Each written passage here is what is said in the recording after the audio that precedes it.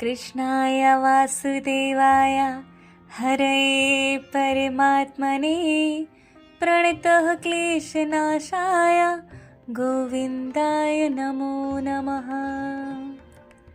आप सभी का पुनः मेरी चैनल आध्यात्मिक मार्ग में स्वागत है। जैसे कि आप सभी को पता है कि आज के दिन यानी कि 4 मई 2024 बैसाख के कृष्ण पक्ष की एकादशी है, जिसे बरूथनी एकादशी के नाम से जाना जाता है। आप सभी भली भांति जानते हैं कि एकादशी के व्रत करने से समस्त पापों का नाश होता है। एकादशी व्रत सबसे श्रेष्ठ है। जो बरूथनी एकादशी है, इसके व्रत करने से आपको अन्नदान और कन्यादान के स्वरूप ही फल प्राप्त होता है। तो हर प्राणी, हर मनुष्य को यह व्रत जरूर से करना चाहिए। तो इसी क्रम में बरूथनी एकादशी की व्रत कथा हम आरंभ करते हैं। इससे पहले मैं आप सभी को बता दूं कि आज के दिन श्री हरि विष्णु जी की पूजा तो की ही जाती है, लेकिन उनके कई अवतार हैं, जिनमें से एक है वाराह अवतार। कि आज के दिन उनके इस अवतार की ही पूजा अर्चना की जाती है। तो आइए इस प्रकार हम इस क्रम में व्रत कथा आरंभ करते हैं, जो कुछ इस प्रकार है। एक बार की बात है, युधिष्ठिर ने पूछा श्री कृष्ण जी से, हे भगवान, बैसाख माह के कृष्ण पक्ष की एकादशी का क्या नाम है और इस व्रत के करने से क्या फल प्राप्त होता है?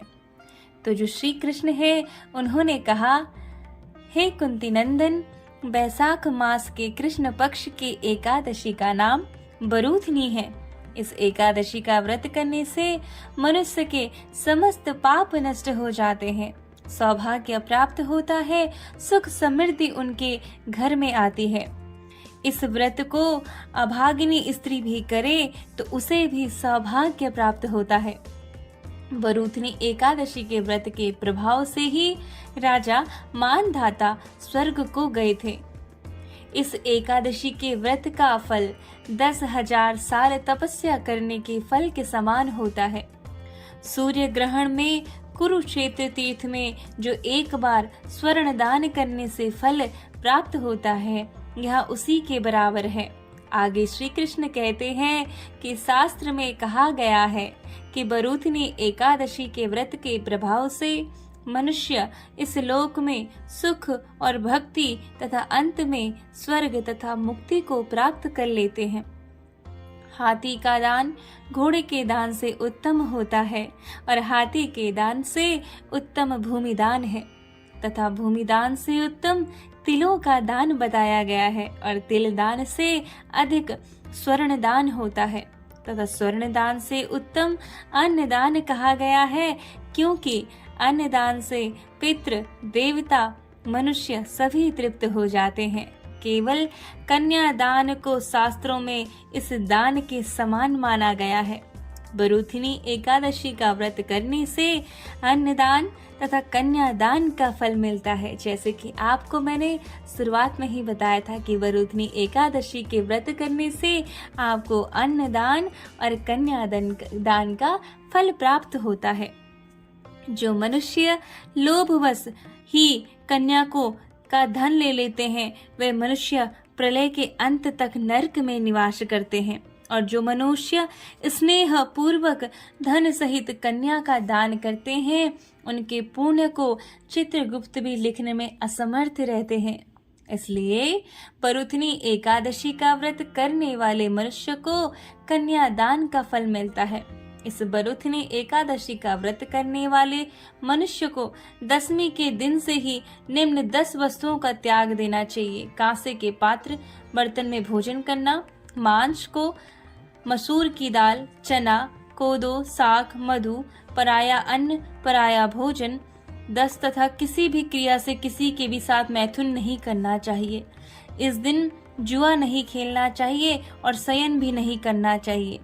पान खाना, दातुन करना, पराई निंदा करना तथा चुगली करना व पापी मनुष्यों के साथ वार्तालाप और मिथ्या भाषण और क्रोध करना इस दिन वर्जित हो जाता है। हे राजन, बरूथनी एकादशी का व्रत जो मनुष्य विधि पूर्वक करते हैं उनको स्वर्ग प्राप्त होता है। अतः मनुष्य को सदैव पापों से डरना चाहिए और जो मनुष्य यमराज से भय मानते हैं उन्हें इस बरूथनी एकादशी का व्रत विधि पूर्वक अवश्य करना चाहिए। इस दिन खरबूजे का सागर लिया जाता है। तो इस प्रकार श्री कृष्ण जी ने युधिष्ठिर जी को बरूथनी एकादशी व्रत की कथा सुनाई। इस व्रत के करने से क्या फल प्राप्त होता है ये सविस्तार श्री कृष्ण जी ने युधिष्ठिर को बताया। आप सभी भी बरूथनी एकादशी का व्रत करें, कथा का श्रवण करें और विधि पूर्वक इस व्रत का पालन करें तो आपके सब पाप नष्ट हो जाते हैं और आपको हर पुण्य का फल प्राप्त होता है। तो इस प्रकार कथा संपन्न होती है। नारायण आप सभी का कल्याण करे, आप सभी को आध्यात्मिकता में उन्नति प्रदान करे और सुख संपन्नता प्रदान करे। जय श्री राम, श्रीमन नारायण।